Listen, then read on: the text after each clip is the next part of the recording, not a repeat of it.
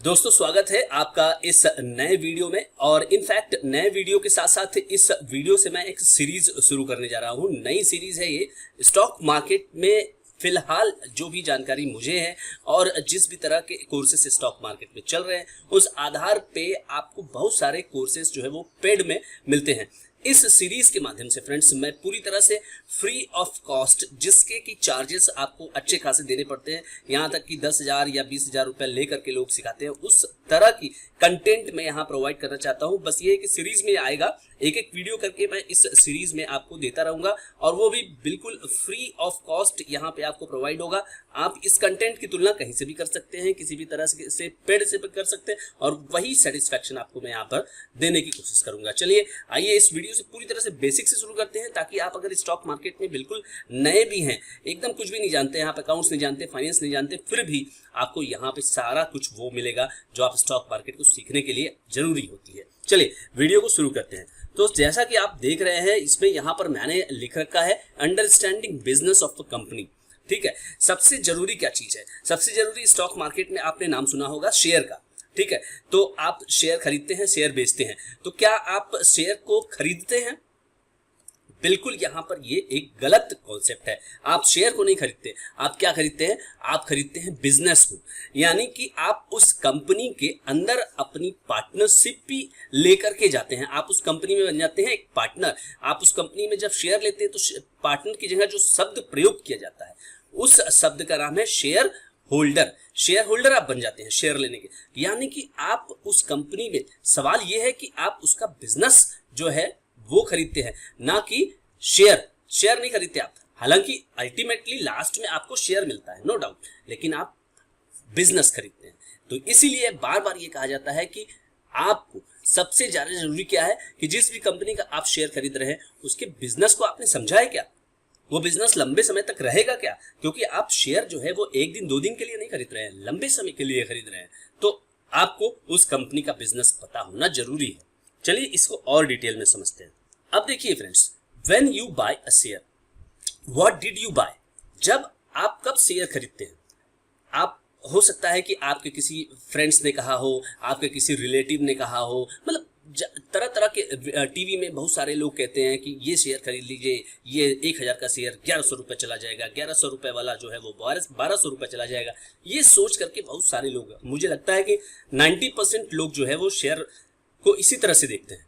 लेकिन आपको ये समझना चाहिए कि आप कब क्यों शेयर खरीद रहे हैं। सवाल ये है कि आप क्यों शेयर खरीद रहे हैं। वास्तव में ये सवाल आप जरूर पूछिए अपने आप से, तब आपको इस सवाल का आंसर मिलेगा कि आप शेयर नहीं खरीद रहे हैं, आप बिजनेस खरीद रहे हैं। आप एक दिन, 7 दिन, 10 दिन, 30 दिन, इस तरह के दिनों के लिए अगर शेयर खरीदते हैं तो वाकई आप शेयर ही खरीद रहे हैं, आप कोई बिजनेस वगैरह नहीं खरीद रहे हैं। लेकिन अगर आप लंबे समय के लिए निवेश कर रहे हैं तो आप शेयर नहीं खरीद रहे हैं, आप क्या खरीद रहे हैं? आप उस कंपनी के बिजनेस को खरीद रहे हैं। तो ये ध्यान रखिएगा।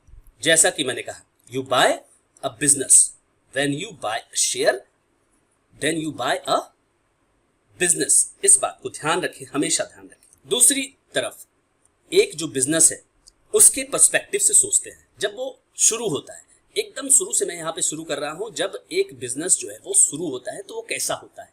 जैसे कि मान लीजिए कि आप ही एक बिजनेसमैन हो और आपको एक फैक्ट्री शुरू करनी है। फैक्ट्री जैसे कि मैन्युफैक्चरिंग यूनिट जिसको की बोलते हैं। तो आप क्या करेंगे? आप एक बिजनेस को सोचेंगे, उसके लॉन्ग टर्म सस्टेनेबिलिटी को सोचेंगे और उसी आधार पर आप फैक्ट्री को शुरू करेंगे। आपको इसके लिए क्या चाहिए? इसके लिए आपको चाहिए पैसा। पैसा कौन देगा? पैसा शुरू में आपको बैंक नहीं देने वाला है, ये ध्यान रखिए। कोई भी फाइनेंशियल इंस्टीट्यूशन आपको शुरू में पैसा नहीं देगा। तो उसके लिए आपका खुद का रिसोर्स होना चाहिए, या फिर आपके फ्रेंड्स, आपके रिलेटिव्स, जो भी जिनसे भी आप पैसा अरेंज कर सके वही आपको ये प्रोवाइड कर सकते हैं। तो if you want to start a factory, if you want to start a business, you have to start by your own effort. ये जान के चलिए आप। अब जैसे कि मान लीजिए कि आप एक बिजनेस शुरू करना चाहते हैं, उसमें टोटल इन्वेस्टमेंट जो है, फैक्ट्री आप शुरू करना चाहते हैं तो उसमें जो है 1 करोड़ रुपया लगेगा। 1 करोड़ रुपया कहाँ कहाँ जाएगा? आपका जो है वो संपत्ति बनेगी, यानी कि आपको जमीन चाहिए। 40 लाख रुपए की आपने एक जमीन देख ली, अब उसके अंदर जो है मशीनें वगैरह लगेंगी और आपकी फैक्ट्री तैयार हो जाएगी। 40 लाख और लगेगा और उसके अलावा 20 लाख रुपए आप कैश रखेंगे, आप कच्चा माल वगैरह खरीदेंगे ना और एम्प्लॉय को पैसा वगैरह देंगे, सैलरी वगैरह देंगे, तभी वो आपके साथ काम करेगा। तो कुल मिलाकर के आपके पास कितने हो गए? 1 करोड़ रुपए का आपका ये प्रोजेक्ट हो गया। ठीक है, अब देखिए इसी 1 करोड़ रुपए को आप कहते क्या है? इस 1 करोड़ रुपए को आप क्या कहेंगे? ये हो गया आपका पूरा का पूरा संपत्ति, यानी कि टोटल एसेट्स। ये ध्यान रखिएगा, कोई भी बिजनेस आप शुरू करते हैं, जो पैसा आप लेके आते हैं वो आपके बिजनेस का क्या बन जाता है? संपत्ति बन जाता है। 1 करोड़ रुपए आप लेकर के आए, 1 करोड़ रुपए बन गया बिजनेस का संपत्ति। अब उस संपत्ति में 40 लाख जो है वो जमीन है, 40 लाख का जो है आपका मशीन वगैरह है और 20 लाख रुपए आपका कैश है। पूरा का पूरा पैसा आपका है। ये ध्यान रखिए, पूरा का पूरा पैसा अगर आपने लगाया है तो यहाँ पर किसी भी तरह का कोई भी लाइबिलिटी जो है वो आपने बिजनेस के ऊपर नहीं डाला है। ये ध्यान रखिएगा आपने, ये पूरा का पूरा एसेट्स बना, लाइबिलिटी यहाँ पर है 0। लेकिन अकाउंटिंग के प्रिंसिपल पे लाइबिलिटी 0 कभी नहीं हो सकती, क्योंकि देखिए जो भी बिजनेसमैन पैसा लेके आता है उसको भी वो कहता है कि हाँ लौटाना है, तो 100% assets is equal to 100% liability ही होती है। लेकिन आप एक बात यहाँ पे मान के चलिए कि अगर किसी ने बिजनेस स्टार्ट किया है तो यहाँ पर लाइबिलिटी, बाहर वाली लाइबिलिटी बिल्कुल नहीं है। अब देखिए यहाँ पर जैसा कि मैं कह रहा था कि इस केस में जबकि आपको 1 करोड़ चाहिए और 1 करोड़ आपके पास था और उस 1 करोड़ को आपने लगाया, 0 लायबिलिटी है और ओनर्स आप हैं, उस बिजनेस के ओनर आप हैं। ओनर्स की इक्विटी हो गई यहाँ पे पूरी की पूरी 100%। ओनर्स इक्विटी 100% है यहाँ पर, क्योंकि आपने किसी से भी कोई उधार नहीं लिया है। अब दूसरा केस देखते हैं, अब फ्रेंड्स दूसरा केस देखते हैं, केस नंबर 2। यहां पर 1 करोड़ रुपए में से 20 लाख रुपए आपने अपने एक रिलेटिव से उधार ले ली, क्योंकि शुरू में बिजनेस जब आप शुरू करते हैं तो बैंक पैसा नहीं देगा, ये मान के मैं चल रहा हूं। 20 लाख रुपए आपने क्रेडिट पर ले लिए, अपने दोस्त से ले लिया या अपने किसी रिलेटिव से ले लिया, किसी भी तरह से आपने क्रेडिट अरेंज किया, तो आपकी लायबिलिटी क्या हो गई? टोटल लायबिलिटी आपकी हो गई यहाँ पे इस केस में 20 लाख रुपए और आपकी इक्विटी जो है वो घट जाएगी 80% तक। केस नंबर 1 में क्या था? केस नंबर 1 में ये था कि आपकी लायबिलिटी जो है वो 0 थी और आपकी ओनर्स इक्विटी इसी कारण जो है वो 100% थी, पूरा का पूरा बिजनेस आपका था। यहाँ पर अगर कोई व्यक्ति 20 लाख रुपए आपको दे रहा है, टोटल आपका एसेट्स में उसकी हिस्सेदारी जो है वो 20% हो गई और आपकी हो गई 80%, यानी कि 20% का हिस्सेदार कोई और हो गया। उसने आपके बिजनेस में क्या खरीदा? 20% का शेयर खरीदा। अब आपको कुछ समझ में आएगा, 20% का उसने आपके बिजनेस में हिस्सा लिया, शेयर खरीदा। तो इसका मतलब क्या हुआ? ओनर्स इक्विटी का फॉर्मूला क्या हो गया फ्रेंड्स? ओनर्स इक्विटी का फॉर्मूला हो गया एसेट्स माइनस एक्सटर्नल लायबिलिटीज, क्योंकि इंटरनल लायबिलिटीज में देखिए जो कैपिटल कंट्रीब्यूट करता है प्रमोटर, वो उसे भी यहाँ पे माना जाता है। तो केस 1 में आपने क्या देखा? केस 1 में आपने देखा कि 1 करोड़ माइनस 0, तो यहां पर कोई भी आपका ओनर्स इक्विटी जो है वो पूरी तरह से ओनर्स इक्विटी जो है 100% रही, राइट, 100% रही। केस 2 में यहां पे आपने देखा कि 1 करोड़ में से 80 लाख रुपए जो है यहां पर अपना है और 20 लाख रुपए जो है वो इंटरेस्ट वो उधार लिया गया हुआ है, तो यहां पर आपका 80% ओनर्स इक्विटी हो गया और 20% यहां पर एक्सटर्नल जो है पार्टी का यहां पे बिजनेस में हिस्सा है। ये आप समझ के चलिए, ठीक है। अब एक और आपको यहां पे कॉन्सेप्ट से मैं रूबरू करा दूं। यहां पे एक शब्द है और उस शब्द का नाम है प्रमोटर। ये बात आप ध्यान रखिएगा, कंपनी फॉर्म ऑफ बिजनेस जब शुरू किया जाता है, जब बिजनेस को शुरू किया जाता है, तो जो भी व्यक्ति उस बिजनेस को शुरू करते हैं, जैसे कि यहाँ पे मैं देख रहा हूं कि 1 करोड़ केस 1 में है और केस 2 में है 80 प्लस 20। इन दोनों ही केसेस में ये दोनों ही लोग, एक व्यक्ति जो स्वयं से शुरू कर रहा है 1 करोड़, यहाँ ये प्रमोटर कहा जाएगा, और इस केस में 80 प्लस 100 20, ये दोनों प्रमोटर कहलाएंगे। 2 यहाँ प्रमोटर हो गए और यहाँ पे 1 प्रमोटर। मतलब बिजनेस जो लोग शुरू करते हैं, जो अपना एक आइडिया लेके बिजनेस को शुरू करते हैं, रिस्क लेते हैं, they are called as promoter. इस बात का आप ध्यान रखिएगा। तो फ्रेंड्स इस वीडियो में मैं इतना ही अभी समअप करता हूं। पार्ट 2 में इससे आगे देखेंगे कि किस तरह से आगे एक बिजनेस को शुरू करने के बाद उसके अंदर ग्रोथ के लिए कंपनियां क्या क्या करती हैं और फिर शेयर वगैरह को और डिटेल में समझेंगे। इस वीडियो को आप बिल्कुल ध्यान से पहले एक बार और देख लीजिएगा, रिवाइंड करके देख लीजिएगा, ताकि आपको पार्ट 2 बिल्कुल अच्छे से इस वीडियो का समझ में आए। इसी तरह से सीरीज बाय सीरीज मैं वीडियो को देता रहूंगा। आपका समर्थन आवश्यक है। वीडियो अच्छा लगे तो शेयर करिए, लाइक करिए, सब्सक्राइब करिए चैनल पर नए हैं तो। Thank you so much friends. दोस्तों स्वागत है आपका मेरे इस नए वीडियो में, और इस नए वीडियो में बात करेंगे मास्टर क्लास की जो सीरीज चल रही है उसके पार्ट 2 के ऊपर। फ्रेंड्स ये वीडियो काफी इंटरेस्टिंग होने वाला है। जैसा कि मेरा प्रॉमिस है, ये वीडियो फ्री ऑफ कॉस्ट मैं आपको प्रोवाइड कर रहा हूं, जो कि पूरी तरह से इक्विवेलेंट है पेड कोर्सेज के। आप इस वीडियो की सीरीज में बने रहिए और देखते रहिए कि किस तरह से आपको बेनिफिट होता है। चाहे आप बिगिनर हो या फिर प्रो सीखना चाहते हो, सब कुछ इस वीडियो में आता रहेगा। चलिए आज के वीडियो में बात करते हैं एक नए टॉपिक पे, एक नया बेसिक टॉपिक। आइए तो वीडियो को शुरू करते हैं। देखिए शेयर क्या होता है? क्या आपने इसके बारे में कभी सोचा है कि शेयर क्या होता है? सभी लोग शेयर में निवेश करते हैं, निवेश करना चाहते हैं, लेकिन क्या जानते हैं वो कि शेयर होता क्या है वास्तव में? मुझे लगता है कि 100 में 90% लोग जो है वो फेल होंगे ये बताने में कि शेयर क्या होता है। बस आप एक बेसिक चीज जानिए। आप जानते हैं कैपिटल क्या होता है? कैपिटल यानी कि अगर इसको हिंदी में हम बात करें तो हिंदी में इसको बोलते हैं पूंजी। वो पैसा जो कि आप अपने बिजनेस में ले करके आते हैं उसको बोलते हैं पूंजी। Right friends? तो पूंजी आप समझ गए, यानी कि कैपिटल आप समझ गए।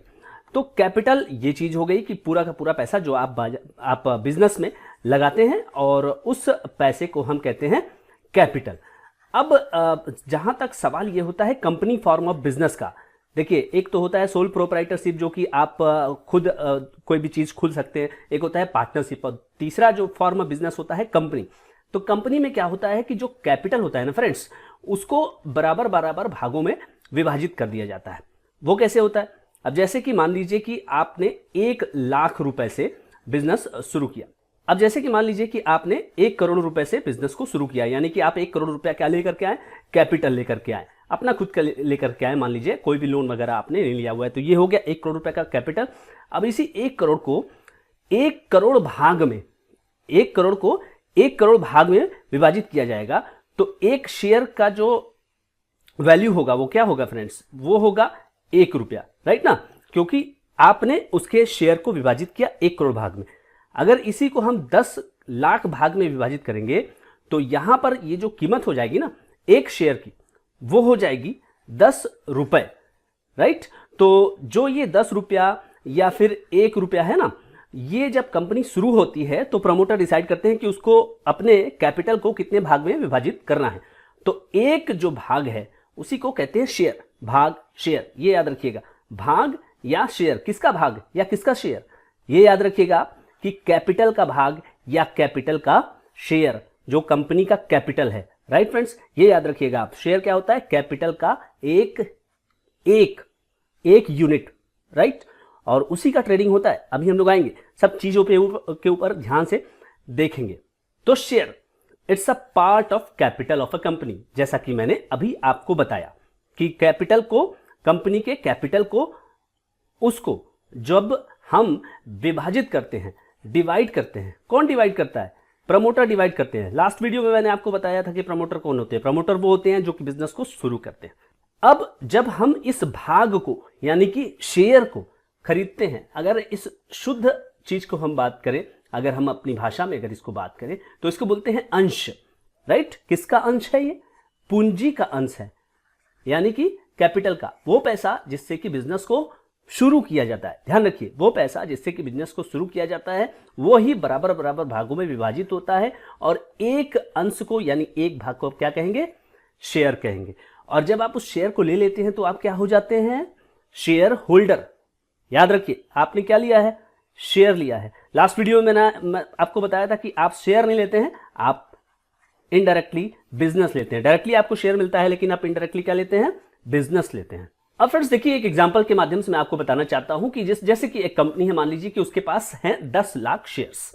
10 लाख शेयर्स।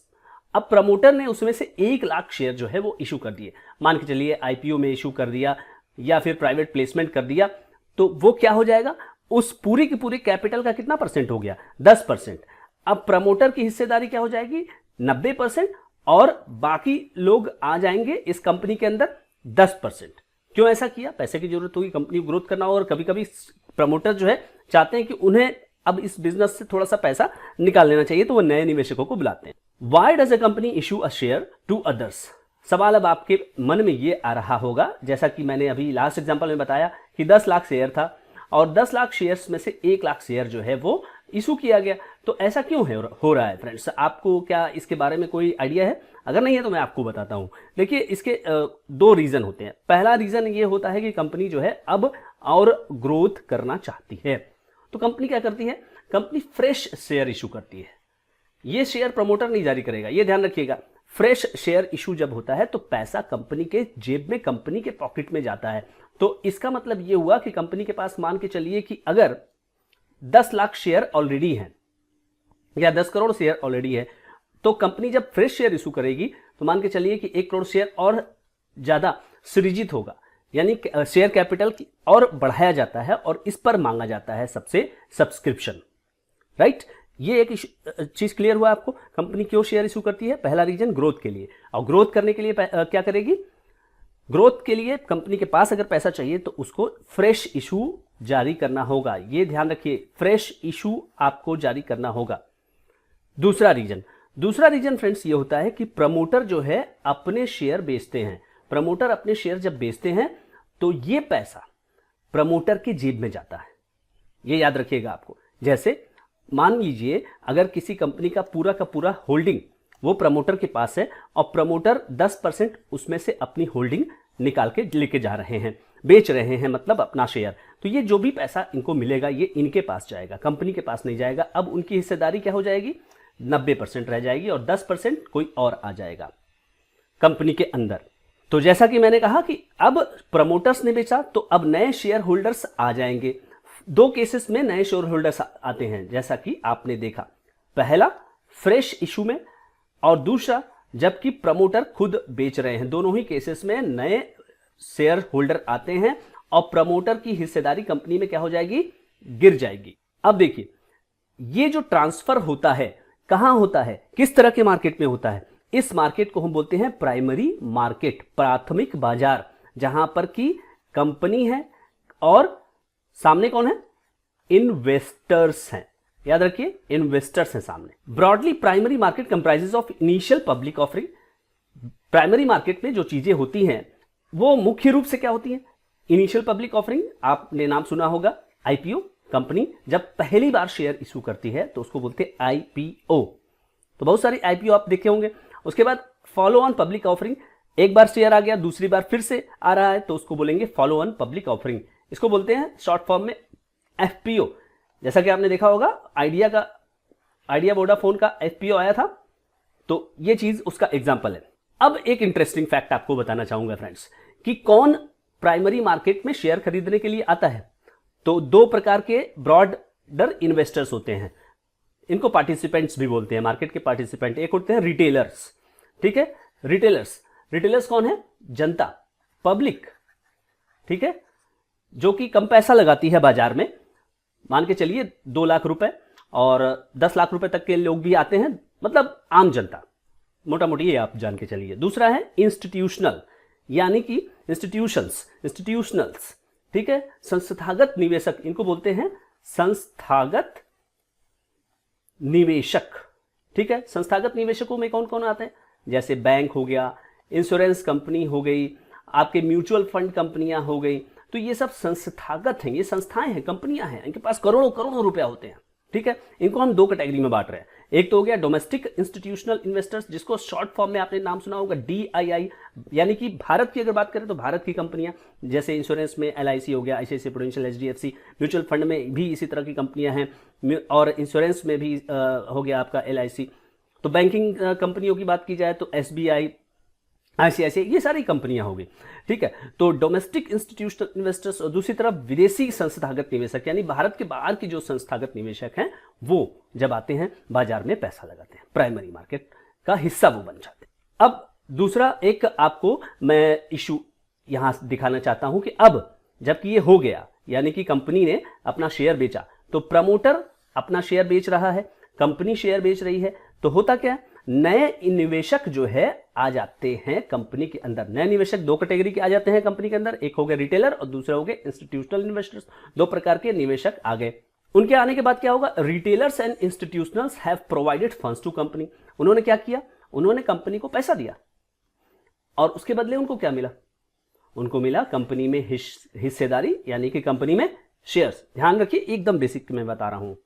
अब व्हाट इफ क्या हो कि रिटेल इंस्टीट्यूशनल दोनों ही प्रकार के निवेशक वांट, यहां पे मैं भूल गया हूं, वांट फंड, अपना पैसा चाहते हैं, और तो क्या ये जो शेयर उनको मिला है वो कंपनी में बेच सकते हैं?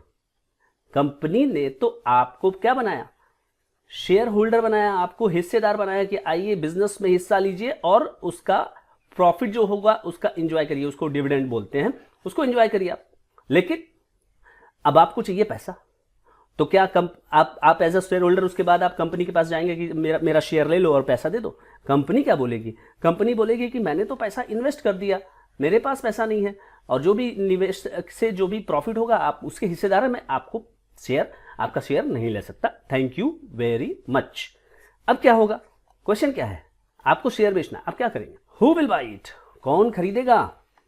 कंपनी ने कहा नो, तो इसके लिए बाजार होता है। इसके लिए बाजार होता है, यानी कि आपके पास किसी कंपनी का शेयर है, आप उसे बेचना चाहते हैं, देयर इज अ मार्केट। उस मार्केट को बोलते हैं सेकेंडरी मार्केट, द्वितीयक बाजार। ठीक है, भारत में दो बाजार हैं, आप जानते हैं, NSE national stock exchange, BSE Bombay stock exchange. दोनों बाजार में आपको जाने की जरूरत नहीं है, ऑनलाइन आप कोई भी शेयर खरीद भी सकते हैं कंपनी से डायरेक्ट, और उसे डायरेक्ट ऑनलाइन सेकेंडरी मार्केट में बेच सकते हैं। जब आईपीओ आता है फ्रेंड्स, तो क्या होता है? हर कंपनी का जो शेयर होता है उसको इन दोनों ही बाजार में लिस्ट कराना होता है। एक्सचेंज क्यों बोलते हैं इसको? क्योंकि यहां पर सेल और बाय दोनों का काम होता है, यानी कि बदलाव का काम होता है। तो शेयर लिस्टेड हो गया, आपका आईपीओ आया, शेयर लिस्टेड होगा, अब यहां पे आके बेचिए, आप खरीदने वाले भी हैं वहां पे। ठीक है, तो जब कोई भी whenever anyone wants to sell can sell and exit, कोई भी जो बेचना चाहता है वो बेच सकता है और एग्जिट हो सकता है। कोई भी उसी तरह से जो खरीदना चाहता है वो खरीद के उसको रिटेन कर सकता है, निवेशक बन सकता है। तो फ्रेंड्स, आई होप कि आपको ये वीडियो शेयर बाजार क्या है, शेयर प्राइमरी मार्केट क्या है, सेकेंडरी मार्केट क्या है, इस पर आपको पूरी क्लियरिटी देने में सफल रहा होगा। फ्रेंड्स, वीडियो अगर अच्छा लगे तो आप एक लाइक जरूर करिए, शेयर जरूर करिए, ताकि और भी लोगों को पता चले कि प्राइमरी मार्केट क्या होता है, सेकेंडरी मार्केट क्या होता है, शेयर क्या होता है। शेयर में निवेश कर रहे हैं लेकिन पता ही नहीं शेयर क्या होता है। मैं शेयर होल्डर बन गया किसी कंपनी का, मुझे पता ही नहीं। और अंत में मैं ये कहना चाहता हूं कि वीडियो को, इतनी मेहनत से बनाए गए वीडियो को आप लाइक करें, साथ ही साथ चैनल को सब्सक्राइब भी करिए। Thank you so much for watching this channel. Thank you so much. नमस्कार दोस्तों, स्वागत है मेरे इस वीडियो में। Master class of share market की ये सीरीज चल रही है फ्रेंड्स, और ये एपिसोड 3 है। एपिसोड 3 में आज बात करेंगे कुछ और नए टॉपिक पर, जिस पर कि आपको काफ़ी नई जानकारी मिलेगी और आपको शेयर बाजार के ऊपर कुछ नए इनसाइट्स भी प्राप्त होंगे। चलिए वीडियो को देर न करते हुए शुरू करते हैं। चैनल पर नए हैं तो सब्सक्राइब करिए, लाइक शेयर कमेंट बिल्कुल किया कीजिए। फ्रेंड्स, आज के वीडियो का टॉपिक है issues in primary market. Primary market last video में आपने देखा था, मैंने आपको बताया था आईपीओ और एफपीओ, उससे रिलेटेड ही यहाँ पे जानकारी हम प्राप्त करेंगे और थोड़ा सा डिटेल में इसको बताने की मैं यहाँ पर कोशिश करूंगा। यानी कि प्राइमरी मार्केट में किस तरह से इश्यूज निकालती हैं कंपनियां, और उसको निकालने के बाद कंपनियां किस तरह से मार्केट से पैसा निकालती हैं। चलिए, इश्यूज जो है वो दो प्रकार के होते हैं। एक तो हो गया आपका पब्लिक इशू, या जिसे कि कहा जाता है कि कंपनी जो है पब्लिक जा रही है, बोलते हैं ना कि पब्लिक जाना है हमें। कंपनी बोलती है कि हमें पब्लिक जाना है, I am going to public. For what? क्यों वो जाते हैं पब्लिक? क्योंकि उन्हें मार्केट से फंड उठाना है। अब आपके दिमाग में एक क्वेश्चन आता होता है कि मार्केट से फंड क्यों उठाया जाता है?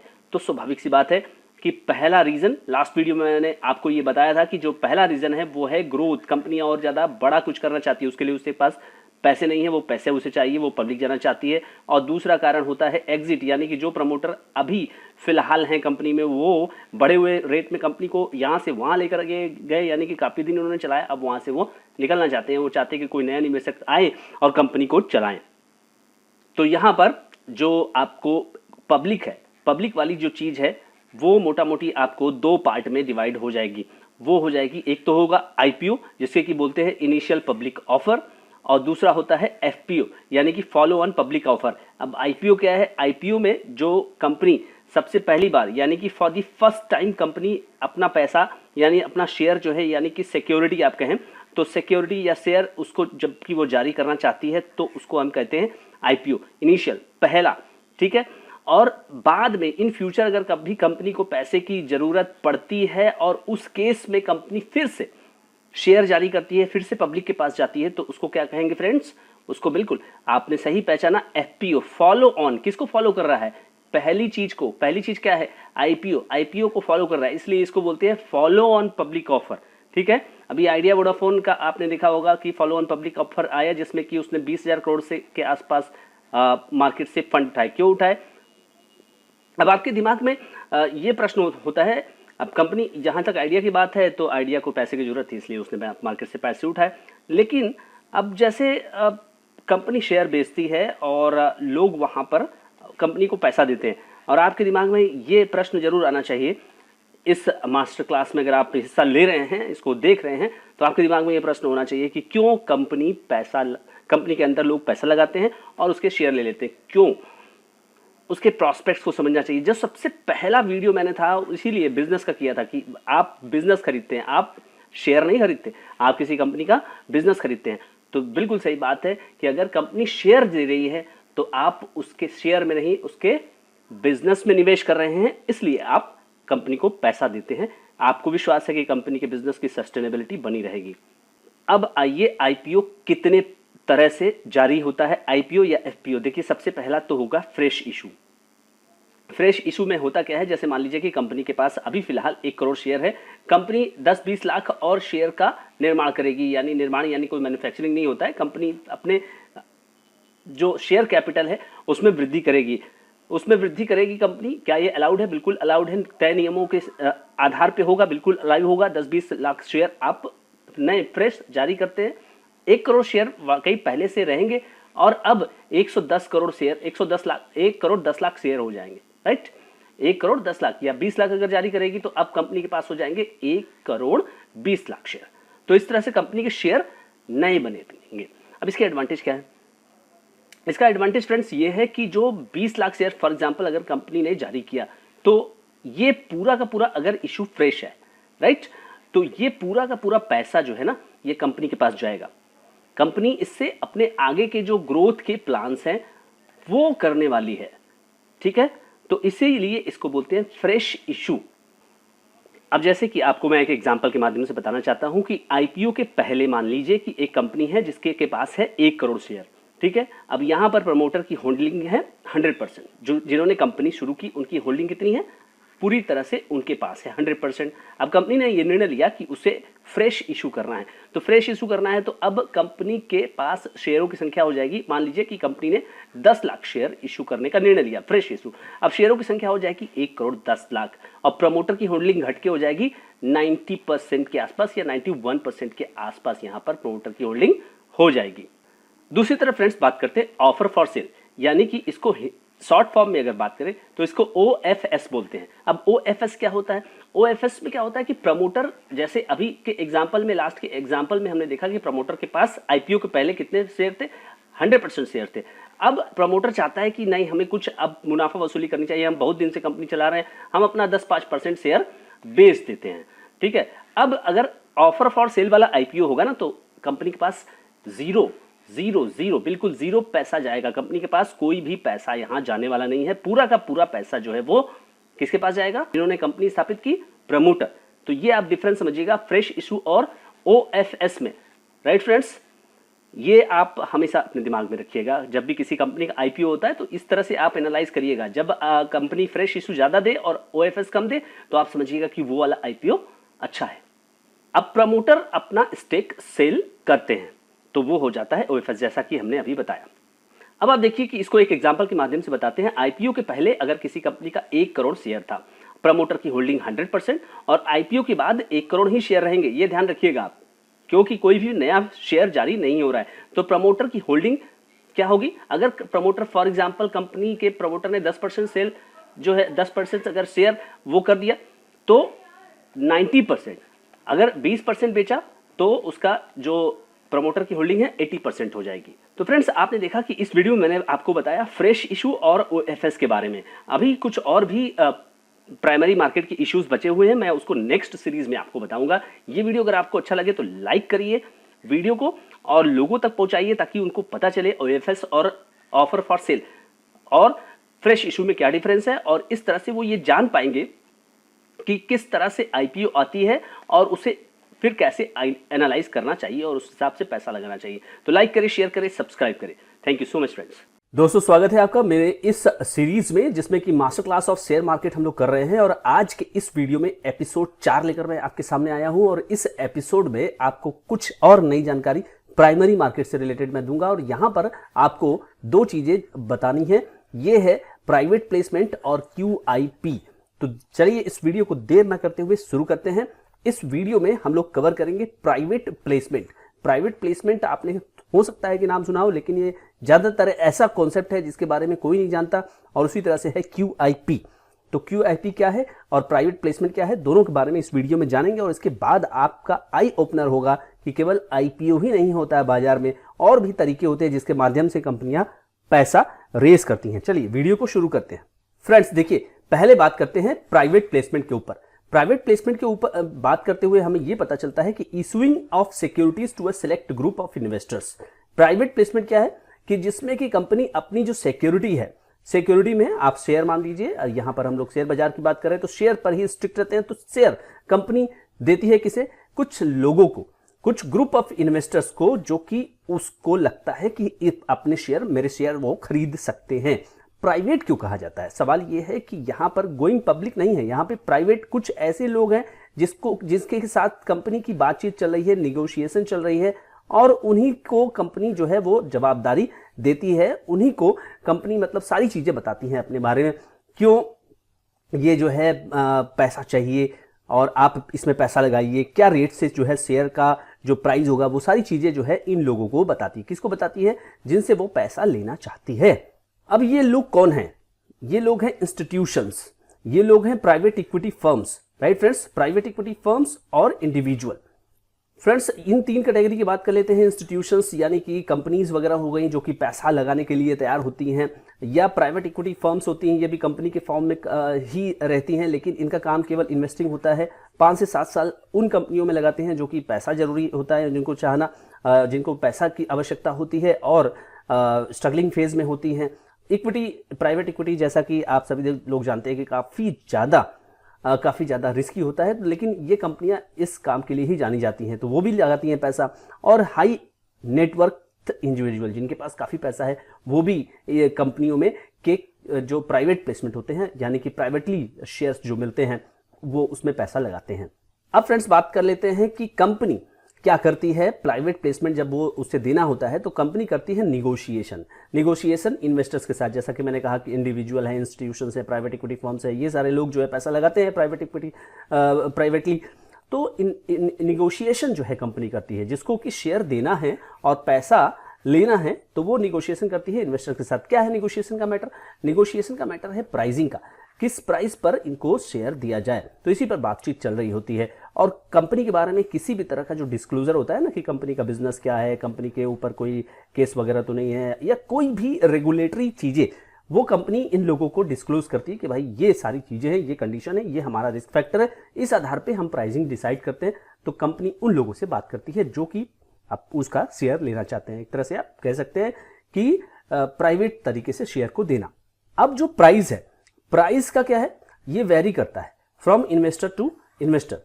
अब कोई मान लीजिए कि 10 करोड़ लगा रहा है, कोई 50 करोड़ लगा रहा है, कोई 100 करोड़ लगा रहा है, तो भाई होलसेल वाला सिस्टम आप लोग तो जानते ही हैं। 10 करोड़ वाले को कोई और प्राइस दोगे आप, 50 करोड़ वाले को कोई और प्राइस दोगे, 100 करोड़ वाले को कोई और प्राइस दोगे। तो डिपेंड करता है कि कंपनी इन्वेस्टर्स टू इन्वेस्टर्स से किस तरह से बात करती है, और वो इन्वेस्टर कितना पैसा लेकर के कंपनी के पास आ रहा है, और उसी आधार पर प्राइस डिसाइड होता है। तो जो कम पैसा लगाएगा, स्वाभाविक सी बात है कि उसको महंगा शेयर मिलेगा, और जो ज्यादा पैसा लगाएगा उसको सस्ता शेयर दिया जाएगा कंपनी का। इसके अलावा जब प्राइवेट प्लेसमेंट किया जाता है ना फ्रेंड्स, तो ये लॉक इन पीरियड इसके अंदर होता है, यानी कि जब किसी को आप शेयर दोगे तो वो तुरंत शेयर बेच के नहीं उसमें से निकलेगा। तो ये भी वैरी करेगा इन्वेस्टर टू इन्वेस्टर।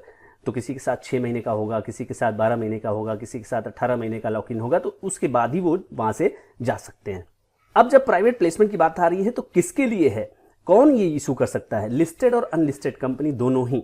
ये प्राइवेट प्लेसमेंट में काम कर सकते हैं। तो ये एक फ्लेक्सिबिलिटी होती है, चाहे आप लिस्टेड हो चाहे आप अनलिस्टेड हो, आप प्राइवेटली अपना शेयर जो है वो दूसरों को दे सकते हैं। इन्वेस्टर आएंगे और आपका की कंपनी में हिस्सेदारी लेंगे। तो ये आपको ध्यान रखना होता है। सवाल ये है कि इन्वेस्टर्स क्यों आएंगे? क्योंकि उनको आपकी कंपनी में ग्रोथ दिख रहा है, उनको आपकी कंपनी में पोटेंशियल दिख रहा है और आपको चाहिए पैसा, क्योंकि आपको स्वाभाविक सी बात है ग्रो करना है। फ्रेंड्स, दूसरे कॉन्सेप्ट पे बात करते हैं QIP। QIP का मतलब होता है क्वालिफाइड इंस्टीट्यूशनल प्लेसमेंट, राइट। अब यहां पर प्लेसमेंट तो है देखिए, लेकिन यहां दो शब्द जुड़ गए। वहां था प्राइवेट, यहां पे है क्वालिफाइड इंस्टीट्यूशनल प्लेसमेंट। तो क्या होता है ये भी जान लेते हैं। फ्रेंड्स, क्वालिफाइड इंस्टीट्यूशनल प्लेसमेंट ये डिजाइन किया गया है लिस्टेड कंपनियों के लिए। देखिए, प्राइवेट प्लेसमेंट क्या था, लिस्टेड और नॉन लिस्टेड दोनों कंपनियों के लिए। और QIP केवल लिस्टेड कंपनियां ही कर सकती हैं बाजार से पैसा उठाने के लिए। क्यों पैसा उठाती हैं भाई? हो सकता है कि उनका ग्रोथ का है, हो सकता है कि उनका कोई इंटरेस्ट पेमेंट का है, वो नहीं कर पा रहे, मतलब बहुत सारे रीजंस हो सकते हैं। और ये पैसा उठाएंगे तो किसके माध्यम से उठाएंगी? कौन इन्हें पैसा देगा? इन्हें पैसा देने वाले भी QIB होंगे, यानी कि क्वालिफाइड इंस्टीट्यूशनल बायर। अब क्वालिफाइड इंस्टीट्यूशनल बायर्स कौन हैं? जैसे कि इंश्योरेंस कंपनियां हो गई, बैंकिंग कंपनियां हो गई, म्यूचुअल फंड कंपनियां हो गई, पेंशन फंड कंपनियां हो गई। ये सब बड़े बड़े जो कंपनियां हैं, ये इनको हम ओवरऑल कहते हैं QIBs, यानी कि क्वालिफाइड इंस्टीट्यूशनल बायर्स। अब QIP इज लेस स्ट्रिंजेंट, यानी कि इसमें जो रेगुलेशन है, अगर हम IPO की या FPO की बात करें, उसके तुलना में यहां पे जो रेगुलेशन का जो मात्रा है, रेगुलेशन का जो लेवल है, वो थोड़ा सा कम है। यानी कि आपको बहुत ज्यादा नियम कानूनों का यहां जो है सामना नहीं करना पड़ेगा। दूसरी बात, यहां पर डिस्क्लोजर्स की बात करें तो किसी भी तरह का डिस्क्लोजर रिलेटेड टू QIP आपको एक्सचेंज को और रेगुलेटर को देना है। एक्सचेंज हो गया आपका, भारत की बात करें तो NSE और BSE, जहां पर की स्टॉक आपका लिस्टेड है। और दूसरी बात, रेगुलेटर की बात करें तो रेगुलेटर जो है आपका हो गया SEBI। तो किसी भी तरह का आप अगर QIP कर रहे हैं तो यहां पे आपको डिस्क्लोजर इन दोनों लोग को देना है। तो यूजुअली जो प्राइस होता है जब भी QIP किया जाता है तो मार्केट में, क्योंकि आपका देखिए शेयर चल रहा होता है, उसका कोई ना कोई प्राइस चल रहा होगा। तो अगर कोई QIB है, उसको कोई भी इंश्योरेंस कंपनी है, कोई भी म्यूचुअल फंड कंपनी है, उसको अगर शेयर लेना है तो वो क्या करेगा? वो मार्केट नहीं जा सकता। वो मार्केट बिल्कुल जा सकता है, लेकिन उसको अगर शेयर सस्ते में मिलेगा तो ही वो आपके कंपनी में इंटरेस्टेड होगा। तो इसलिए किसी भी तरह का निगोशिएशन जो होता है ना, कि इसलिए होता है कि भाई आपका जो CMP है, किसी भी तरह का जो निगोशिएशन होता है तो वो आपके CMP पे होता है कि भाई आप इसमें कितना सस्ता दे सकते हो, कितना डाउन करके हमें इसको प्रोवाइड कर सकते हो। ठीक है, तो all depend on the negotiation between company and QIB। Company और QIB जो क्वालिफाइड इंस्टीट्यूशनल बायर है, उनके ऊपर डिपेंड करता है, उनके बीच के जो निगोशिएशन है उस पर डिपेंड करेगा। फ्रेंड्स, लॉक इन की बात करें तो लॉक इन जो है 1 साल की अवधि का हो सकता है, बट ये डिपेंड करेगा कंपनी और QIB के बीच में जो भी निगोशिएशन होता है उसके ऊपर। तो फ्रेंड्स, मैंने आपको इस वीडियो में 2 बातें बताई हैं। एक तो हो गया प्राइवेट प्लेसमेंट और दूसरा हो गया QIB। मेजर डिफरेंस की अगर बात करें तो यहाँ पे लिस्टेड और साथ ही साथ अनलिस्टेड दोनों के लिए यहाँ पर है, और यहाँ पे केवल लिस्टेड के लिए है। लिस्टेड और अनलिस्टेड यहाँ दोनों है, यहाँ केवल लिस्टेड कंपनियों के लिए है। और काफ़ी सारी जो कंपनियां हैं ये दोनों ही काम करती हैं। आए दिन आप देखे होंगे कि QIB के माध्यम से, QIP के माध्यम से ये सारी चीज़ें जो है QIB से पैसा उठाया जाता है। तो फ्रेंड्स, इस तरह से भी कंपनियां बाजार से पैसा रेस करती हैं और अपना आगे का काम, आगे का ग्रोथ का काम या जो भी चीज़ें उन्हें करनी होती है वो करती रहती हैं। तो फ्रेंड्स, आई होप ये वीडियो भी आपको पसंद आया होगा। फ्रेंड्स, अगर आपको ये वीडियो अच्छा लगा तो इस वीडियो को लाइक करिए, चैनल को सब्सक्राइब जरूर करें, वीडियो को शेयर करें ताकि लोगों को प्राइवेट प्लेसमेंट और QIP दोनों के बारे में पता चले और उनको ये भी पता चले कि केवल IPO से ही कंपनियां पैसा रेज नहीं करती, और भी माध्यम हैं कि वो किन किन तरीके से पैसा रेज करती हैं। Friends, thank you so much. नमस्कार दोस्तों, master class of share market ये सीरीज चल रही है फ्रेंड्स, और आज का एपिसोड है नंबर 5। आज के एपिसोड में आइए एक नए टॉपिक पर बात करते हैं। तो फ्रेंड्स, आपने कभी ना कभी ये वर्ड सुना होगा, राइट इशू। आइए इस वीडियो में बात करते हैं कि राइट इशू क्या है, कब इसे कंपनी लेकर के आती है और किस तरह से शेयर होल्डर्स इसमें या फिर निवेशक इसमें पैसा लगाते हैं। फ्रेंड्स, चैनल पर रहें तो सब्सक्राइब जरूर करिए, वीडियो को लाइक शेयर कमेंट जरूर करिएगा और कमेंट करके ये जरूर बताइएगा कि वीडियो आपको कैसा लग रहा है। तो right issue friends, right issue में होता क्या है कि raising of additional capital. Company को चाहिए क्या? कैपिटल। तो कंपनी के पास ऑप्शन है अपने एग्जिस्टिंग शेयर होल्डर से पूछने का कि भाई मुझे एक्स्ट्रा कैपिटल चाहिए, एक्स्ट्रा पूंजी चाहिए। किस लिए चाहिए? स्वाभाविक सी बात है कि कंपनी को ग्रोथ करना है, उसके लिए चाहिए। हो सकता है कि कंपनी डेट में ट्रैप हो गई हो, डेट यानी कि लोन के लिए कंपनी को पैसा चाहिए उसको चुकाने के लिए। तो हो सकता है कि वो पैसा भी कंपनी उठाना चाहे बाजार से, तो वो पूछती है अपने एग्जिस्टिंग शेयर होल्डर्स को कि मैं क्या कर रही हूँ। कंपनी क्या कहती है कि मैं फ्रेश इशू करना चाह रही हूँ और मैं आपको यानी कि एग्जिस्टिंग शेयर होल्डर्स को शेयर दूंगी, तो क्या आप लेना चाहेंगे? तो राइट, यहां पे राइट किसका है? अधिकार एग्जिस्टिंग शेयर होल्डर्स का कि हाँ हम इसको खरीदेंगे कि नहीं खरीदेंगे, ये उनका अधिकार है। जिसका वो प्रयोग करते हैं या नहीं करते हैं ये उनके ऊपर होता है। तो ऐसा एग्जिस्टिंग शेयर होल्डर्स फिर करेगा क्यों? एग्जिस्टिंग शेयर होल्डर्स इसलिए करेगा क्योंकि उसको अपनी ओनरशिप रेशियो मेंटेन करनी है। अब मान लीजिए कि कुल 100 शेयर हैं, उसमें किसी का 10 शेयर है, तो उसका जो परसेंटेज क्या है कंपनी में? 10%। ठीक है, अब कंपनी 10 और शेयर जारी करना चाहती है, तो इस परसेंटेज को यानी 10% को मेंटेन करने के लिए अब 110 शेयर का 11 शेयर हो जाएगा 10%। ठीक है, तो आपको कम से कम एक शेयर और चाहिए। अगर आपके पास 10 शेयर है, 10% अगर आप मेंटेन करना चाहते हैं अपनी ओनरशिप, तो आपके पास ये चांस है। आपके पास क्या चांस है? आपके पास चांस है कि आप राइट शेयर जो आया है उसमें आप अप्लाई करिए और अपनी ओनरशिप को मेंटेन करिए। राइट शेयर के एडवांटेज क्या होते हैं कि ये जो आपको ऑफर किया जाएगा, एग्जिस्टिंग शेयर होल्डर्स को जो ऑफर किया जाता है ना फ्रेंड्स, ये डिस्काउंट पे ऑफर किया जाता है। क्योंकि देखिए, अगर मान लीजिए कि कंपनी आपको शेयर दे रही है और आप उसमें निवेश करने जा रहे हैं, तो आप क्यों निवेश करेंगे? आपके पास बाजार में शेयर खरीदने का करंट मार्केट प्राइस पे ऑप्शन है ना, तो आप वहीं से जाके खरीद लेंगे। आपके पास एक अपॉर्चुनिटी क्या है?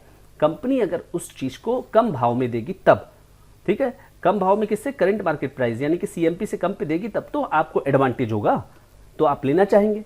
प्रपोर्शनली एलोकेशन ये क्या होता है फ्रेंड्स? कंपनी ऑफर करती है राइट इशू एक रेशियो में। ये ध्यान रखिएगा फ्रेंड्स कि ये एक रेशियो में मिलता है। ठीक है, ऐसे नहीं कि हमको 100 चाहिए, आपको 100 200 इस तरह से मिल जाएगा। क्या रेशियो होता है? जैसे कि 1:5। ये एक एग्जाम्पल है 1:5। इसका मतलब ये हुआ कि दे कैन सब्सक्राइब यानी कि एक शेयर फॉर एग्जिस्टिंग 5 शेयर्स, यानी कि आपके पास अगर 5 शेयर है तो आपको एक शेयर मिलेगा।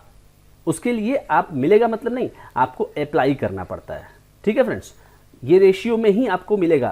तो ये रेशियो कौन बताता है? कंपनी बताएगी, आपको पहले ही बता देगी। ठीक है, तो 1:3 हो सकता है, यानी कि हर 3 पर आपको एक अप्लाई करने का मौका मिलेगा। अब आपके पास ये राइट है, मान लीजिए कि आपके पास ये राइट है, आपके पास 5 शेयर है और आपने एक शेयर आपको अप्लाई करना है। लेकिन एक इसमें और टेक्निकल चीज है और वो होता है रिनाउंसिएबल राइट्स।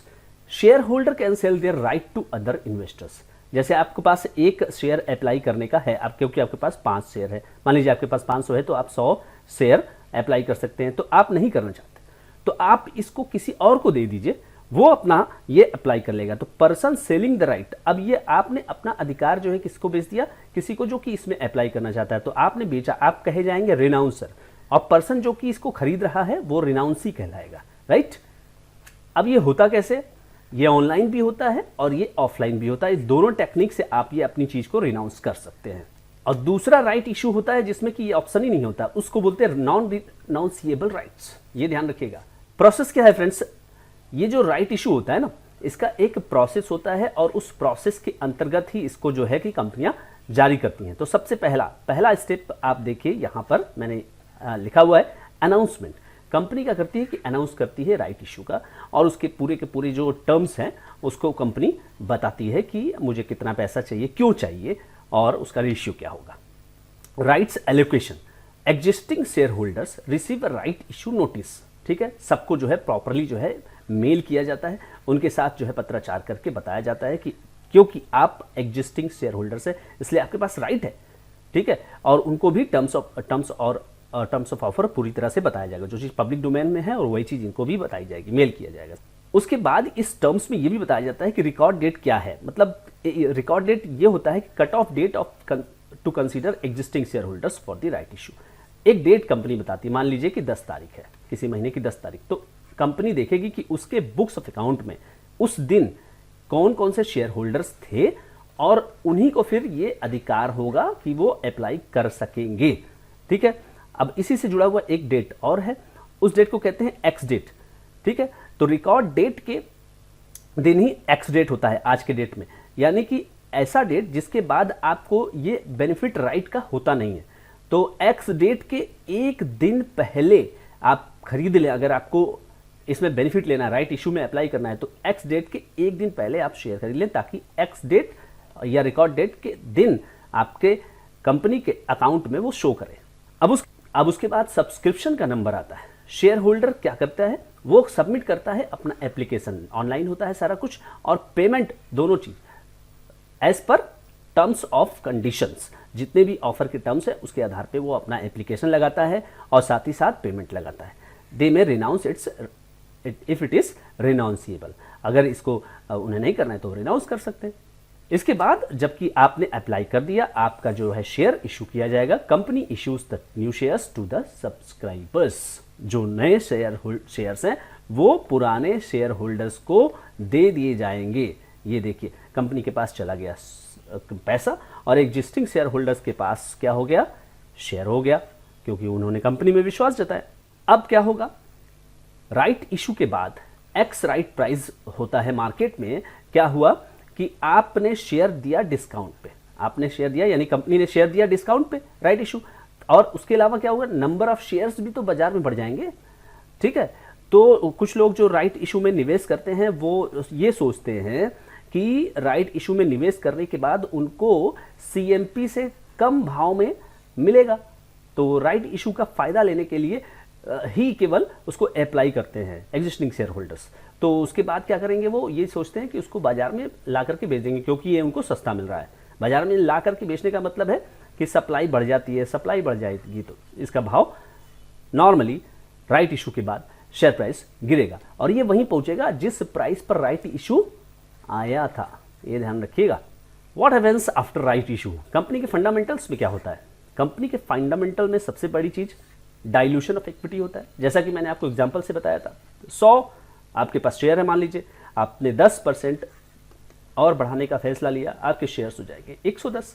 डाइल्यूशन हुआ कि नहीं, डाइल्यूशन मतलब कि मिलावट, यानी कि अब और नए शेयर होल्डर्स, नए शेयर्स, यहाँ पे शेयर होल्डर्स नहीं आएंगे, नए शेयर्स जो है आएंगे और यहाँ पे ओनरशिप जो है, अगर कोई अप्लाई नहीं किया तो उसकी ओनरशिप घटेगी, कोई अप्लाई उसी रेशियो में कर लिया तो उसकी ओनरशिप उसी तरह से रहेगी। तो यहाँ पे डाइल्यूशन होता है इक्विटी का। दूसरी चीज सबसे इंपॉर्टेंट यहाँ पे देखिए, अर्निंग पर शेयर, क्योंकि अब अर्निंग जो है वो डिवाइड की जाएगी ज्यादा शेयरों से, तो ईपीएस जो है उसी तरह से गिरेगा। ROE, return on equity, equity यहाँ बढ़ गई तो ये भी गिर जाएगी। तो कंपनी के पास अब दो चैलेंज होंगे, ईपीएस और आरओई।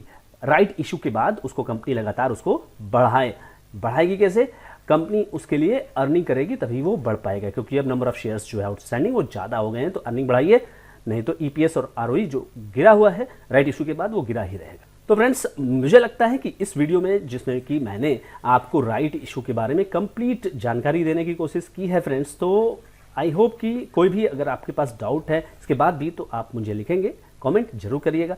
वीडियो अगर अच्छा लगा हो तो लाइक करिए, चैनल पर नए तो सब्सक्राइब जरूर करिए, शेयर करके लोगों को ये वीडियो शेयर करिए, ताकि अगर उनके मन में राइट इशू के लेकर के कोई भी डाउट है तो इस मास्टर क्लास में जैसा कि मैंने इसको पूरा करने की कोशिश की हुई है, कोई भी डाउट है तो वो पूछे मुझे, तो मैं उन्हें जवाब देने की कोशिश करूंगा। Thank you so much friends.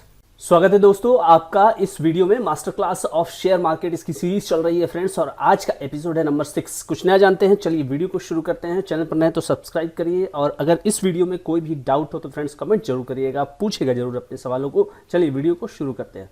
Friends, आज के इस वीडियो में बात करेंगे प्राइमरी मार्केट की जो अभी फिलहाल डिस्कशन चल रही है उसके अंदर प्रेफरेंशियल इशू क्या होता है। प्रेफरेंशियल इशू, अभी इसके पहले हम लोगों ने राइट शेयर किया था, प्राइवेट प्लेसमेंट क्यूआईबी वगैरह कर चुके हैं, क्यूआईपी वगैरह कर चुके हैं। तो अभी देखते हैं प्रेफरेंशियल इशू क्या होता है। दोस्तों, प्रेफरेंशियल इशू वो होता है जिसमें कि इक्विटी और के लिए ये बेसिकली किया जाता है। और प्रेफरेंशियल, प्रेफरेंस नाम से भी क्लियर है कि प्रेफरेंस दिया जाएगा। किसको प्रेफरेंस दिया जाएगा? ये एक मेथड है रेज करने का, कैपिटल पैसा रेज करने का। ये एक तरीका है जिसमें कि शेयर को इशू किया जाता है। किसको इशू किया जाता है ये ध्यान रखिएगा। एग्जिस्टिंग शेयर होल्डर्स को इशू किया जाएगा और इन्वेस्टर्स को इशू किया जाएगा। यानी कि एग्जिस्टिंग शेयर होल्डर्स भी आ सकते हैं और इन्वेस्टर्स भी आ सकते हैं। यानी कि केवल ये उन लोगों के लिए ही नहीं होगा जो कि एग्जिस्टिंग है, साथ साथ बाहर के लोग भी आ सकते हैं। लेकिन नाम प्रेफरेंशियल इशू क्यों है? प्रेफरेंशियल इशू इसलिए है क्योंकि ये आपको सिलेक्ट करके, यानी प्रेफरेंस दे करके, कुछ लोगों से बात करके यहाँ पर ये किया जाता है। क्यों किया जाता है? बेसिकली कंपनी को फिर से वही बात है कि पैसे की ज़रूरत बार बार होती है। कंपनी और बड़ा होना चाहती है, ग्रोथ करना चाहती है, मॉडर्नाइजेशन इंप्लीमेंट करना चाहती है। यानी कई रीजंस हो सकते हैं। हो सकता है डेट में ट्रैप्ड है कंपनी, तो उसमें उसको पैसे की ज़रूरत है।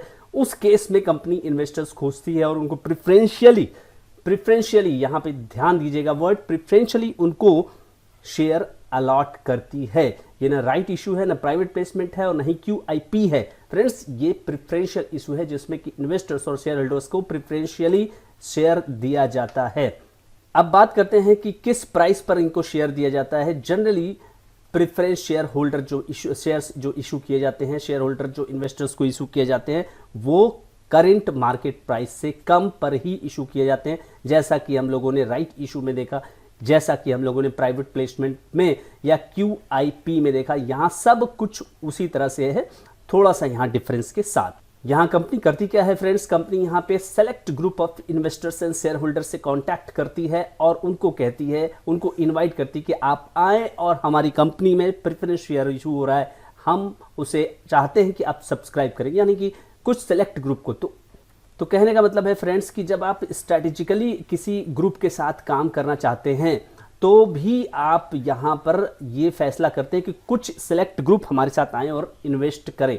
तो हो सकता है कि उनके साथ आपका ये हो सकता है कि कैपिटल प्लस टेक्नोलॉजी भी उन कंपनियों के साथ एक समझौता हो जाए। जैसे मान लीजिए कि रिलायंस ने फेसबुक के साथ प्रेफरेंशियल अग्रीमेंट किया और फेसबुक ने रिलायंस में पैसा लगाया और साथ ही साथ आवश्यक है कि फेसबुक की टेक्नोलॉजी भी रिलायंस को मिली। अब फ्रेंड्स, बात करते हैं कि एलिजिबिलिटी कौन है। जैसा कि मैंने कहा, एग्जिस्टिंग शेयर होल्डर्स को भी ये ऑफर हो सकता है और कोई भी और निवेशक स्ट्रैटेजिकली जो कंपनी के साथ जुड़ना चाहता है। एक और जो इसके अंदर टेक्निकल चीज है फ्रेंड्स, की प्रेफरेंस अलॉटमेंट वाले शेयर्स को सेपरेटली स्टॉक एक्सचेंज में रेगुलेशन के हिसाब से लिस्ट किया जाता है। जब प्रेफरेंस शेयर का अलॉटमेंट किया जाता है तो इसमें लॉक इन भी हो सकता है, जरूरी नहीं है लेकिन ये हो सकता है कि जो भी निवेशक आएंगे वो कुछ समय तक कंपनी के साथ रहेंगे, यानी कि लॉक्ड रहेंगे। ये ध्यान रखिए आप फ्रेंड्स। प्रेफरेंशियल इशू का जो सिस्टम है वो रेगुलेशन के तहत आता है। भारत के अंदर SEBI, security exchange board of India, इसको रेगुलेट करती है। तो कौन कौन से कानून हैं जिसके अंतर्गत इसको रेगुलेशन किया जाता है? इसका रेगुलेशन तो कंपनीज एक्ट 2013 के अंतर्गत रेगुलेटेड है। उसके अलावा SEBI, issue of capital and disclosure requirement regulation 2018, listing obligation and disclosure requirement law LODR by SEBI, और उसके अतिरिक्त foreign exchange management act FEMA 1999। ये 4 रेगुलेशंस मुख्य रूप से हैं। इसके अलावा अगर इनकम टैक्स एक्ट एप्लीकेबल है तो वो भी इसमें अप्लाई होता है और कुल मिलाकर के ये एक टाइटली रेगुलेटेड स्कीम के अंतर्गत चलता है।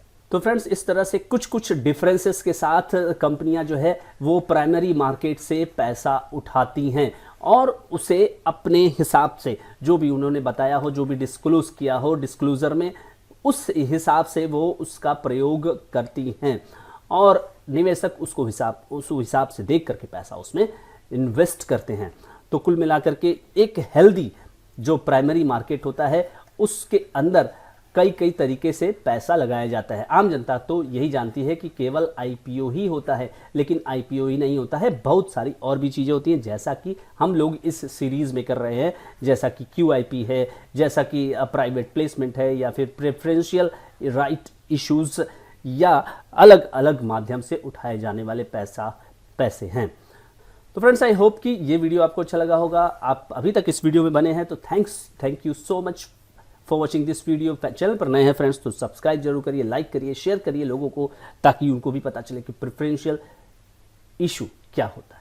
थैंक यू सो मच दोस्तों, स्वागत है आपका मेरे इस नए वीडियो में, master class of share market. ये सीरीज चल रही है और आज का एपिसोड है नंबर 7। चलिए इस वीडियो में कुछ और नए इंसाइट्स देखते हैं शेयर मार्केट के।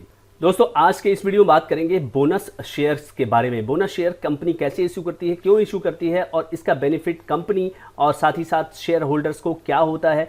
चलिए पूरी तरह से इस वीडियो में बात करते हैं। फ्रेंड्स, अगर चैनल पर आप नए हैं तो सब्सक्राइब जरूर करिए और वीडियो में कुछ भी अगर आपको डाउट हो तो इसको कमेंट करके जरूर पूछिएगा, और अगर आप वीडियो से सेटिस्फाइड है तो वो भी बताइएगा। चलिए वीडियो को शुरू करते हैं। तो फ्रेंड्स, बोनस शेयर क्या है? बोनस शेयर बेसिकली होता है एडिशनल शेयर। एडिशनल शेयर यानी अतिरिक्त शेयर जो कि कंपनी इशू करती है।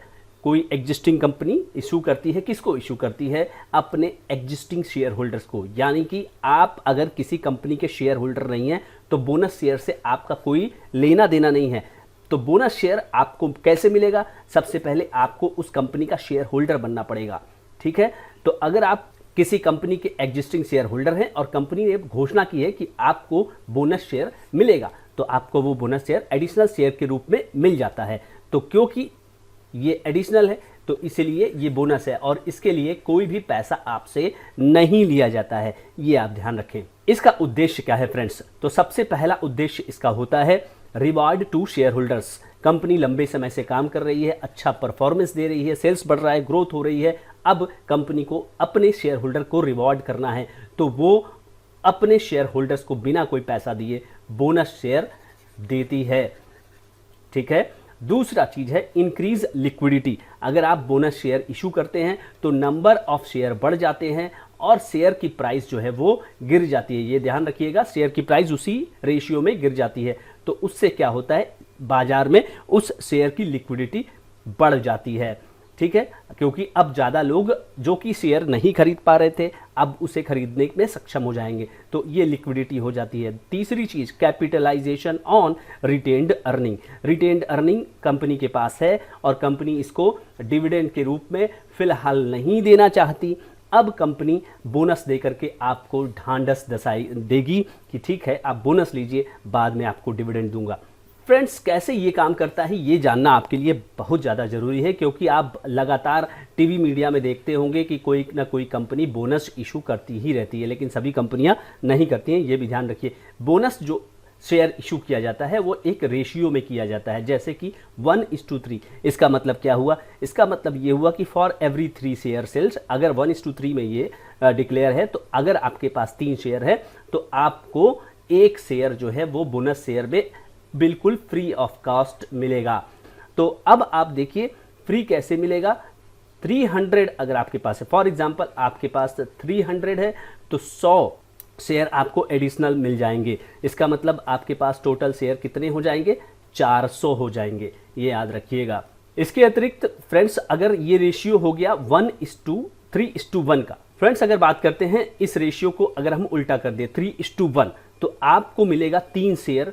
आपको मिलेगा 3 शेयर एक शेयर के बदले में। अगर आपके पास 1 शेयर है तो आपको 3 शेयर मिलेगा। यानी फॉर एग्जांपल आपके पास इस किसी कंपनी के 300 शेयर है और उस कंपनी ने 3:1 के रेशियो में घोषणा की है बोनस शेयर की, 300 के बदले आपको मिलेगा 900, तो टोटल आपके पास हो जाएंगे 1200 शेयर्स। अब प्रोसेस क्या है इसको समझ लेते हैं, कैसे बोनस शेयर आपको मिलता है। देखिए, कंपनी के बोर्ड को इसको पहले अप्रूव करना पड़ता है कि हाँ हम बोनस शेयर देना चाहते हैं। उसके बाद शेयर होल्डर्स के पास इसकी वोटिंग जाती है कि क्या वो सहमत है बोनस शेयर देने के लिए। शेयर होल्डर फिर वोट करता है एंड देन उसके बाद रेगुलेटरी रिक्वायरमेंट के लिए फाइलिंग की जाती है और उसके बाद आपको पता चलता है, जनता को पता चलता है कि यस बोनस शेयर का अनाउंसमेंट हो गया है और उसके बाद उसको जो आपका बोनस शेयर है वो शेयर होल्डर्स को दे दिया जाता है। फ्रेंड्स, इस बोनस शेयर में जब अनाउंसमेंट होता है ना तो एक डेट की घोषणा की जाती है, उसके बारे में आइए आपको बता दूं। रिकॉर्ड डेट जब अनाउंसमेंट हो जाता है उसी समय बताया जाता है और ये होता है cut off date. Cut off date होता है इस डेट तक अगर कंपनी के रजिस्टर में जिस जिस शेयर होल्डर का नाम होगा उसको ही बोनस शेयर दिया जाता है। ये ध्यान रखिएगा। Record date decided by the company, जब कंपनी बोनस शेयर अनाउंस करती है उसी समय ये घोषणा कर देती है कि रिकॉर्ड डेट क्या होगा और एलिजिबल शेयर होल्डर्स किसे माना जाएगा। दूसरा एक और डेट है, इसको भी ध्यान रखिए, और वो है एक्स डेट। एक्स डेट या एक्स डे या रिकॉर्ड डेट दोनों ही सेम होता है, सेम डेट होता है। क्यों? अब पहले तो T+2 जब होता था तो एक दिन पहले होता था, लेकिन अब T+2 की जगह भारत में T+1 हो गया है, यानी कि जब आप शेयर खरीदते हैं तो अगले ही दिन आपके ट्रेडिंग डीमैट अकाउंट में वो आ जाता है। तो इसलिए अगर आपको किसी कंपनी ने कहा कि 10 तारीख रिकॉर्ड डेट है तो एक्स डेट भी 10 तारीख ही होगा, यानी कि आपको एक्स डेट 10 तारीख या 10 तारीख रिकॉर्ड डेट के जस्ट एक दिन पहले आपको शेयर खरीद लेना है, तब आप जो है बोनस शेयर के एंटाइटल्ड हो जाएंगे। अब आइए बात करते हैं इसके बेनिफिट्स के। तो शेयर होल्डर को क्या क्या बेनिफिट्स है उसके बारे में पहले बात करते हैं। तो शेयर होल्डर्स को बेनिफिट क्या है? सबसे पहला बेनिफिट ये है कि उसके शेयरों की संख्या बढ़ जाएगी। ठीक है, अभी शेयरों की संख्या बढ़ जाएगी से ही पहले बात कर लेते हैं, बाद में देखते हैं कि क्या वास्तविक बेनिफिट है कि नहीं उस समय जबकि बोनस शेयर डिक्लेयर किया जाता है। तो शेयर की संख्या बिल्कुल बढ़ जाएगी, जैसा कि मैंने अभी आपको समझाया था। जब आपको बोनस शेयर मिलता है तो सरकार यहाँ पर बिल्कुल कोई टैक्स आपके ऊपर नहीं लगाती है कि बोनस शेयर आया है और आपको टैक्स लगा दिया जाएगा, ऐसा कुछ भी नहीं होगा। तीसरी चीज फ्रेंड्स ये हो जाएगी कि जो शेयर बोनस डिक्लेयर करता है उसी रेशियो में, जिस रेशियो में वो डिक्लेयर करेगा उसी रेशियो में उसके जो प्राइस है CMP, जो करेंट मार्केट प्राइस है, वो एडजस्ट होगा एक्स डेट पर और अफोर्डेबिलिटी उसकी हो जाएगी ऐसा होने से। तो मान लीजिए कि किसी शेयर का दाम जो है वो 1000 है और बोनस शेयर के बाद उसका भाव हो जाता है 500, तो यहाँ पर और ज़्यादा लोग उस कंपनी के शेयर खरीद सकेंगे और फिर लोगों में एक इमेज भी होती है, वो मैं अभी आपको बाद में बताता हूँ। अब इसका प्रभाव जो है शेयर होल्डर पे क्या होगा, जैसा कि मैंने कहा था कि मैं अभी आपको बताता हूँ। तो no impact on financial position whatsoever, share holder पे इसका कोई प्रभाव नहीं पड़ेगा। जैसा कि फॉर एग्जांपल 1:1 का बोनस आया, आपके पास एक शेयर पे एक शेयर आपको मिलेगा, तो 100 शेयर एट 100 आपके पास मान लीजिए कि 100 शेयर है और 100 रुपये उसका प्राइस है, तो 10,000 रुपये आपका इन्वेस्टमेंट है बाजार में। अब आपके पास शेयर हो जाएंगे कितने? एक पर एक कंपनी देगी, तो 100 आपके पास है और 100 आपके पास शेयर जो है वो और हो जाएंगे, तो टोटल आपके पास कितने शेयर हो गए? आपके पास टोटल शेयर हो गए 200। ये ध्यान रखिएगा। लेकिन क्योंकि 1:1 में बोनस शेयर डिक्लेयर किया गया है तो शेयर मार्केट में जो उसकी प्राइस होगी वो एडजस्ट कर दी जाएगी। 50% से उसका जो प्राइस है वो जो है वो डाउन हो जाएगा। 100 रुपए वाला जो शेयर है अब वो ट्रेड करने लगेगा 50 रुपए में। आपके पास 200 शेयर हो गए और शेयर की जो प्राइस हो गई वो हो गई 50। आपका टोटल इन्वेस्टमेंट कितना होगा? 10,000। कोई प्रभाव नहीं पड़ने वाला है। दूसरी बात कर लेते हैं कंपनी के ऊपर। कंपनी के ऊपर इसका प्रभाव क्या पड़ेगा? कंपनी की जो वैल्यू है वो बढ़ती है। वैल्यू इन टर्म्स ऑफ, देखिए कोई फाइनेंशियल वैल्यू नहीं बढ़ती है, लेकिन कंपनी की value in terms of brand image ये होती है कि हाँ कंपनी डिविडेंड, बोनस, ये सारी चीज़ें करती रहती है कॉर्पोरेट एक्शन के रूप में। कोई कैश नहीं देना है कंपनी को, तो ये एक फायदेमंद सौदा है। इसके अलावा क्या होगा? बोनस शेयर जब कंपनी डिक्लेयर करती है तो उसका अर्निंग पर शेयर जो है वो गिरेगा, क्योंकि नंबर ऑफ शेयर तो आपने बढ़ा दिए। नंबर ऑफ शेयर जब आपने बढ़ा दिए तो आपकी अर्निंग्स जो है उससे डिवाइड करके number of share, earning divided by number of share से ही जो है क्या निकलता है? EPS निकलता है। तो EPS आपका हो जाएगा डाउन। तो ये एक थोड़ा सा कंसर्न हो जाएगा, तो जल्दी से आपको अर्निंग्स बाद में बढ़ानी होगी ताकि आप कैचअप कर सके अपने प्रीवियस EPS को। अब कंपनी को और भी फायदा होगा, जैसे कि वो नए निवेशक बना सकते। अब कंपनी को और भी फायदा हो सकेगा, जैसे कि वो अब 100 रुपये, 500 रुपये, 1000 रुपये के प्राइस से जस्ट 50% हाफ हो जाएगी, तो और नए निवेशक आ जाएंगे। लिक्विडिटी बढ़ेगी और शेयर मार्केट में उसकी वॉल्यूम और ट्रेडिंग एक्टिविटी बढ़ जाएगी। तो फ्रेंड्स, कुल मिलाकर के बोनस शेयर में आपने देखा कि किस तरह से बोनस शेयर कंपनी देती है, क्यों देती है, और साथ ही साथ शेयर होल्डर्स को इसका क्या फ़ायदा होता है। अगर आप अभी तक वीडियो देख रहे हैं तो thank you so much for watching this video. Friends, video को लाइक करिए, अगर चैनल पर नए तो सब्सक्राइब करना भूलिए, और अगर वीडियो अच्छा लगा तो शेयर करिए ताकि लोग जान सके शेयर में बोनस क्या होता है। Thank you so much for watching this video. दोस्तों, स्वागत है आपका मेरे इस सीरीज में। Master class of share market की ये सीरीज चल रही है। आज है एपिसोड नंबर 8। कुछ नया सीखते हैं, कुछ नया करते हैं। आइए इस वीडियो में आगे चलते हैं। चैनल पर रहें तो सब्सक्राइब करिए, वीडियो को लाइक, शेयर, और कुछ भी ना समझ में आए तो कमेंट जरूर करिएगा। तो दोस्तों, आज का जो टॉपिक है वो है स्टॉक स्प्लिट। स्टॉक स्प्लिट क्या आपने सुना है? कभी भी, कहीं भी नहीं सुना है तो आइए इस वीडियो में बात करते हैं स्टॉक स्प्लिट। ये एक कॉरपोरेट एक्शन है फ्रेंड्स। कॉरपोरेट एक्शन यानी कि कंपनियां जो भी कदम उठाती हैं अपनी कंपनी को आगे ले जाने के लिए, उसमें से एक। तो फ्रेंड्स, स्टॉक स्प्लिट हो सकता है कि आपने सुना, हो सकता है ना सुना हो। जिन्होंने सुना है, जिन्होंने सुना भी है, हो सकता है कि उन्हें क्लियरिटी ना हो। इसके माध्यम से होता है क्या है, कंपनियां अपने नंबर ऑफ शेयर्स को बढ़ाती हैं। जी हाँ, उसकी संख्या बढ़ा देती हैं। बढ़ाने का मतलब ये नहीं है जैसा कि आपने देखा था फ्रेश इशू करके नहीं बढ़ाती हैं, राइट शेयर इशू करके नहीं बढ़ाती हैं। किसी भी तरह से कोई पैसा मार्केट से नहीं उठाया जाता है, लेकिन नंबर ऑफ शेयर्स बढ़ जाते हैं। ये होता है स्टॉक स्प्लिट। अगर हिंदी में बात करें, स्प्लिट का मतलब क्या होता है फ्रेंड्स? तोड़ना।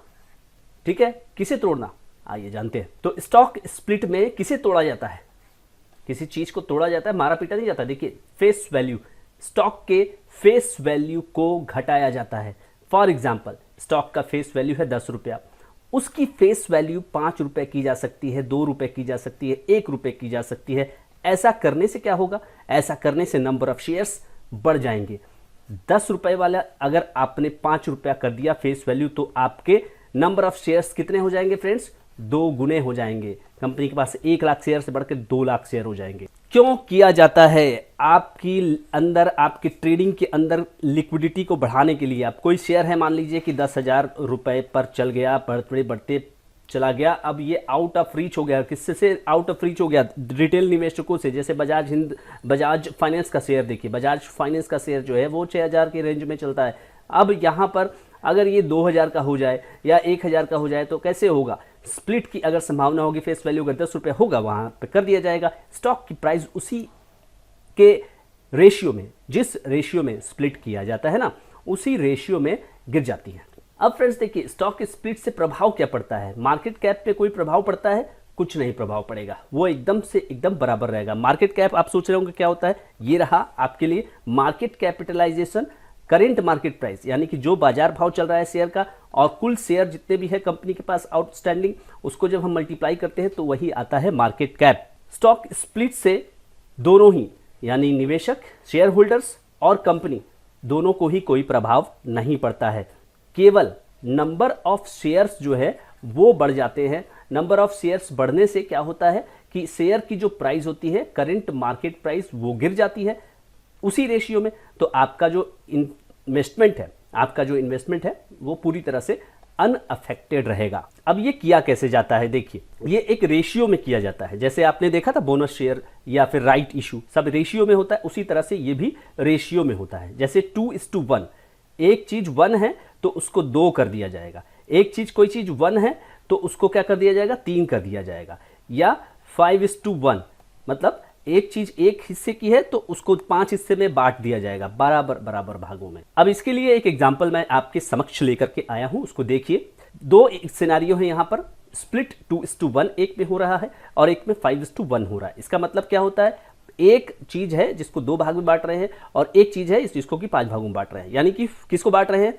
ध्यान रखिएगा कि फेस वैल्यू को बांटा जाता है, शेयर के फेस वैल्यू को, यानी कि अंकित मूल्य को बांटा जाता है। जैसे ये रहा स्टॉक के स्प्लिट के पहले का फेस वैल्यू 10 रुपए का। अब किसी के पास शेयर थे 100, स्टॉक स्प्लिट के पहले 100 शेयर थे। शेयर प्राइस जो थी वो 800 रुपए की थी। इन्वेस्टमेंट कितना हो जाएगा? अगर आप इसको मल्टीप्लाई करेंगे तो 80,000 रुपए का इन्वेस्टमेंट हो गया। अब स्प्लिट कैसे होगा? 1:2, यानी एक चीज जो होगी वो 2 हो जाएगी। ठीक है, तो फेस वैल्यू क्या हो जाएगी इसकी? 10/2, 10/2 दैट इज 5। तो 5 जो है हो जाएगा नया फेस वैल्यू। अब उसी रेशियो में आपके नंबर ऑफ शेयर्स जो है वो बढ़ जाएंगे, 200 हो जाएंगे आपके पास, और शेयर की प्राइस क्या हो जाएगी? 800 की जगह 400। यहां इससे दोनों से मल्टीप्लाई आप करिए तो आपको फिर से 80,000 रुपए ही मिलेंगे। फिर से अगर इसको दूसरे एग्जाम्पल से देखिए, 5:1, एक को आपने 5 भाग में बांटा। किस चीज को? फेस वैल्यू को।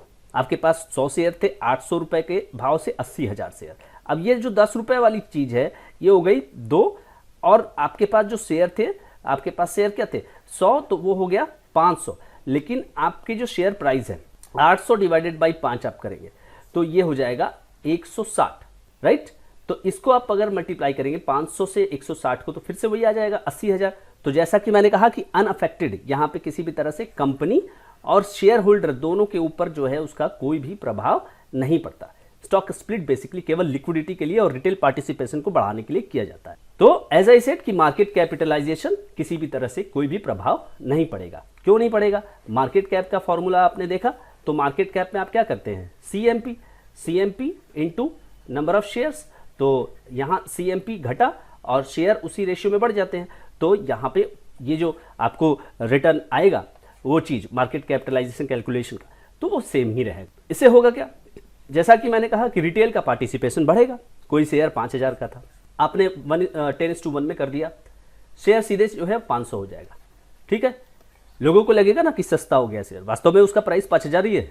माय डियर फ्रेंड्स, ध्यान रखिएगा, उसका प्राइस जो है वो 5000 ही है, लेकिन कंपनी ने अपने फेस वैल्यू को तोड़ दिया। तो इस प्रकार से कंपनी के किसी भी फंडामेंटल पे, किसी भी तरह के फंडामेंटल पे कोई भी प्रभाव नहीं होता है। ये एक तरीके से एक भ्रम है जो कि क्रिएट करने की कोशिश की जाती है कि आपका शेयर जो है वो सस्ता है। तो रिटेल जो निवेशक है, जो कि बाजार में मान लीजिए नया नया आया है, अब जैसे कि डिक्सॉन का देखिए, शेयर जो है वो 20,000 रुपये के बाद जो है 2,000 रुपये उसको स्प्लिट किया गया 10:1 में। अभी इस समय 6,000 रुपये के आसपास मुझे लगता है कि चल रहा होगा। आप समझ सकते हैं कि क्या ये 6,000 रुपये का शेयर है? तो 20,000 को 2,000 के बाद 6,000 है। रिटेल पार्टिसिपेशन इस तरह से बढ़ाया जाता है और नॉर्मली जो है ये सारी चीज़ें जो है तेजी के बाजार में ज़्यादा दिखाई देती। तो फ्रेंड्स, आई होप कि यहाँ पे आपको स्टॉक के स्प्लिट के ऊपर जो भी मैंने जानकारी दी वो आपको समझ में आई होगी। अभी तक अगर आप इस वीडियो में हैं तो thank you so much. Video अच्छा लगा तो लाइक करिए, लोगों को बताइए शेयर करके कि स्टॉक स्प्लिट क्या होता है, आखिर वो भी जाने कि स्टॉक स्प्लिट क्या होता है। सब्सक्राइब करिए चैनल पर नए हैं तो। Thank you so much friends.